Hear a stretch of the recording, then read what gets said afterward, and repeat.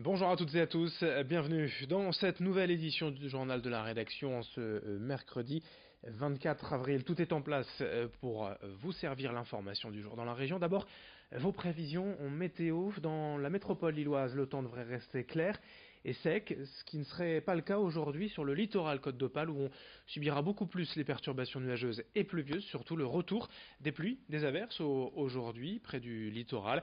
Dans l'Audomarois également, l'intérieur des terres et la métropole lilloise, je vous le disais, le temps devrait être plus clément avec du soleil malgré quelques perturbations nuageuses bien évidemment, mais pas de pluie. En conséquence, toutefois, une baisse des températures assez légère pour l'instant, 20 degrés à Lille, 19 à Saint-Omer et à Dunkerque, 18 à Calais et à Boulogne cet après-midi. La météo complète après ce journal.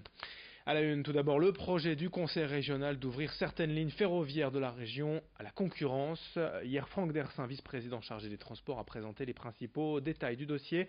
Selon lui, la qualité du service SNCF dans la région n'est pas suffisante, notamment en termes de ponctualité.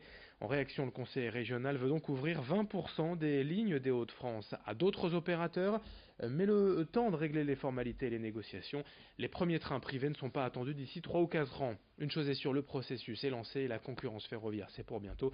On en reparle dès le prochain quart d'heure dans notre prochaine édition. Autre actualité ferroviaire, le retour des comités régionaux du TER, les Coreter, censés être un temps d'échange entre la SNCF et ses usagers.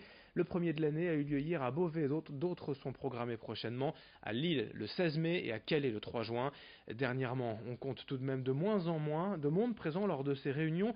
D'une part, selon les associations d'usagers, les dates et horaires ne conviennent pas à tous et puis surtout les avis des usagers en question ne seraient que rarement écoutés et pris en compte. Gérard Dupagny, président de l'association À Fond de Train, s'en explique hier au micro d'Alicia Sanfilippo.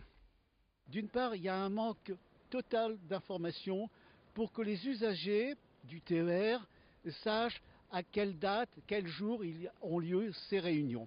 On souhaiterait que ces corridors aient lieu plus le samedi qu'en semaine à 18h, parce qu'à 18h, quand on travaille, ce n'est pas possible. Nous avons déjà demandé tout cela au cours de contacts, de réunions que nous avons eues avec la région et nous n'avons pas été entendus. Il y aura de moins en moins de personnes qui vont venir à ces réunions et on aura l'impression que ces réunions ne servent plus à grand chose. La prochaine réunion donc c'est le 19 mai à Lille et le 6 juin à Calais, on en reparlera.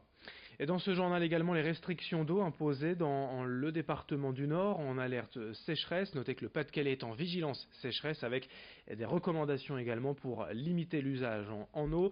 Cela vaut pour les agriculteurs, pour l'irrigation, pour les particuliers, pour laver sa voiture ou arroser son jardin, mais aussi les stades et terrains de sport. Nous sommes ainsi allés à Marc-en-Barœul au Polo Club pour voir comment était gérée cette situation, car les terrains en herbe synthétique doivent être arrosés avant toute pratique. Et du coup, les entraînements sont actuellement décalés tôt le matin ou tard le soir, quand l'arrosage est tout de même autorisé. Seuls les jeunes exceptionnellement jouent sur des terrains secs en ce moment.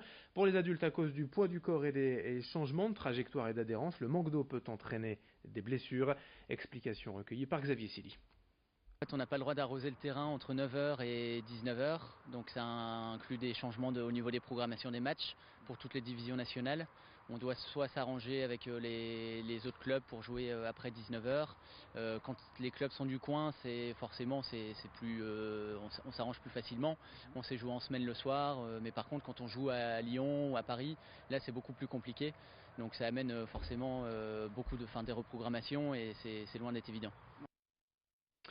L'actualité également sur la Côte d'Opale, puisqu'à Calais, la cité de la dentelle et de la mode figure parmi les 11 plus beaux au musée du monde, figurant dans la mode selon un récent classement du magazine américain Vogue. La cité des six bourgeois figure ainsi aux côtés de Paris, New York, Milan et Londres, référence bien sûr en matière de mode dans le monde. Cette nouvelle tombe parfaitement puisque cette année la cité de la dentelle et de la mode fête ses 10 ans et prévoit un défilé spécial le 18 mai prochain à l'occasion de la nuit des musées. Ici, on se félicite évidemment de ce classement en attribuant cette réussite aux expositions temporaires mises en place ces derniers mois. Explication au micro de Corentin Escaillé. C'était une très belle surprise, nous ne nous attendions pas parce que tout simplement nous n'étions pas au courant que Vogue allait sortir ce classement. Écoutez, c'est vraiment pour nous un sujet de de très grand plaisir parce que ça couronne en fait tous ces efforts que nous avons engagés depuis 10 ans maintenant, depuis la création de la Cité de la dentelle à la mode, pour pouvoir proposer en fait la mode accessible à un très grand public, mais en montrant justement ce qui se fait de mieux. On termine avec le portrait du jour, un collectionneur de Lego, organisateur de salons, c'était le cas, notamment le week-end dernier à Sizouin avec Ch'tibrick. Geoffrey Riant est un collectionneur qui possède environ des dizaines de milliers de briques, il ne sait même pas lui-même combien exactement. Il crée sans les plans des villes entières, des maquettes, il imagine en fait tout simplement ses créations. Rémi Desremeaux est allé à sa rencontre. Bon, du coup, bienvenue dans l'antre. C'est en rencontrant les membres de l'association Ch'tilog que Geoffrey a découvert les Lego.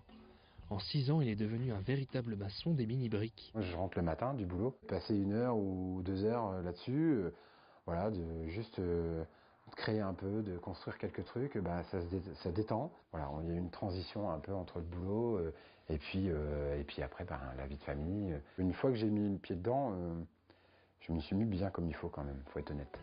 Geoffrey se détache vite des modèles originaux vendus par la célèbre firme. Il amasse des milliers de briques et imagine des décors de série avec ses amis constructeurs. Ensemble, ils se partagent la construction de scènes entières où chaque détail a son importance. Le camion de pompier d'une saison de Walking Dead, rien que pour faire le pare-choc, je m'y suis repris à 5-6 fois. J'ai rechangé le pare-choc, j'ai rechangé la calandre. Et moi, je préfère ça. Ça me permet vraiment de toucher ce qu'on appelle toucher de la brique. Il participe ainsi à la construction de maquettes faisant plusieurs mètres de long. La plupart sont ensuite montrées au public lors d'expositions. De son côté, Geoffrey crée également un décor gigantesque. Il imagine seul, au fil de ses voyages, la construction d'une ville Lego. Au fond, c'est la partie, ça c'est le projet à long terme. C'est une ville que je souhaite développer. Je vois d'autres idées ailleurs où il y a quelque chose dans une ville. Des fois, je prends des photos d'immeubles ou des photos d'aménagement urbain. Et puis je me dis, tiens, ça serait pas mal de mettre ça. Et puis du coup, je reprends ce que j'avais déjà fait et puis je le remodifie. D'ici quelques années, c'est le monde entier qui l'aura ressemblé en Lego dans sa petite chambre de Delémont. On termine ce journal sur ces images. Merci de votre fidélité. Dans un instant, d'autres infos, notamment vos prévisions météo. Et on se retrouve dès le prochain quart d'heure pour un nouveau journal. A tout de suite.